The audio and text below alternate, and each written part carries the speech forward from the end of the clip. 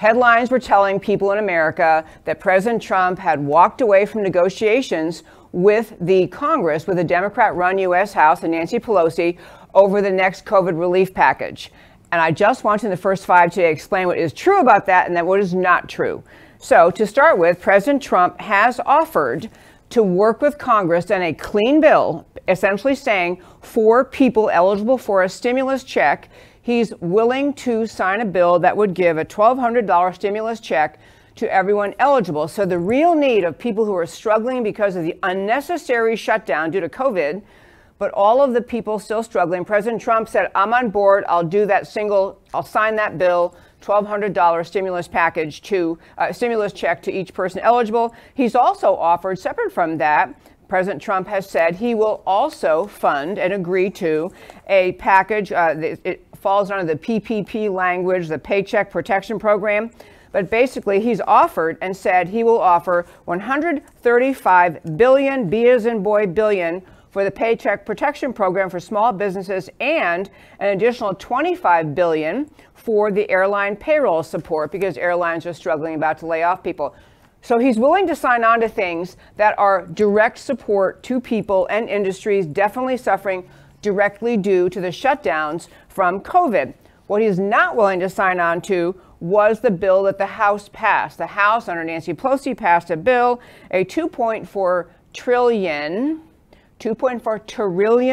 bill, comprehensive. They call it a comprehensive Democrat bailout, a comprehensive package to deal with COVID.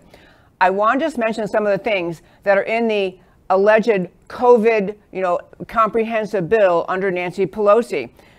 Gems like like getting on board with cashless bail, meaning when you're arrested, even sometimes for a violent crime, this leftist, effort to reform. I mean, there are some good things going on in criminal justice reform, but this cashless bail idea is basically the idea that claims that because people who commit violent crimes sometimes don't have the money to come up with bail and they can't find a bail bondsman to provide bail for them, they're stuck in jail. So this big trend was cashless bail. Great piece on Congressman Zeldin's website. If you want to go there, is also linked in our website, pointing out all of the harm that's come to innocent citizens in New York because they went with this cashless bail idea. But again, this is one of the pieces Nancy Pelosi and the team, the Democrat team, stuck in their coronavirus bailout bill. Cashless bail. They stuck in a mass prison release program including for violent criminals. So the answer, don't you see, to COVID is to release violent criminals from prison. That very logical connection there. Also, and these are, of course, characterizations. This is not how they word the language, but the gist of what they put in the bill includes nationwide ballot harvesting.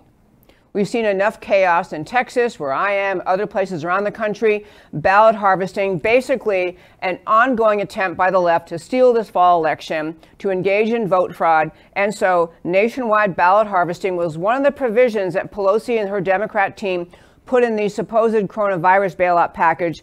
A voter ID ban. Voter ID ban. Again, the package that everyone's waiting to get help from Washington, and Pelosi and the team passed this $2.4 trillion bill. They actually put in there a ban on voter ID and, of course, stimulus checks to illegal immigrants. What I love about President Trump, because I think what Nancy Pelosi thought and the Democrats thought was they kind of had President Trump, between the proverbial rock and a hard place. He's got to go ahead and fund something, a stimulus, continue to helping people who are struggling because of the shutdown. So as long as they had him and they knew he had to do that, they would stick in a bunch of Democrat goodies that President Trump, would not dare to, he wouldn't dare to veto the bill. He wouldn't dare not to sign it. They thought they had him. They thought they could force him to sign on to a whole raft of completely irrelevant demands by the left, irrelevant to the whole COVID situation, and they thought they could force him to sign it. But as I say so often on this show, President Trump is unlike any other Republican president we have ever seen in Washington. He actually is a great negotiator. He called their bluff and said no to the whole thing. Not going to give the Democrats all this unwarranted, unjustified, bad policy Democrat ideas. simply because they stuck them in to the stimulus bill that the House passed. And to be clear, they passed, a Democrat majority in the House passes it. Clearly, the bill is going nowhere in the Senate. The Republican majority isn't going to sign on in the Senate, and clearly President Trump wasn't going to sign it. But the beauty of it was, and actually the bravery of President Trump was, even this close to election, we're now less than 4 weeks away from Election Day, even that close, President Trump said, I'm not signing on to a whole bunch of leftists. People use the expression like, it's a Christmas tree filled with goodies for everybody. Just said, no, we're not doing that.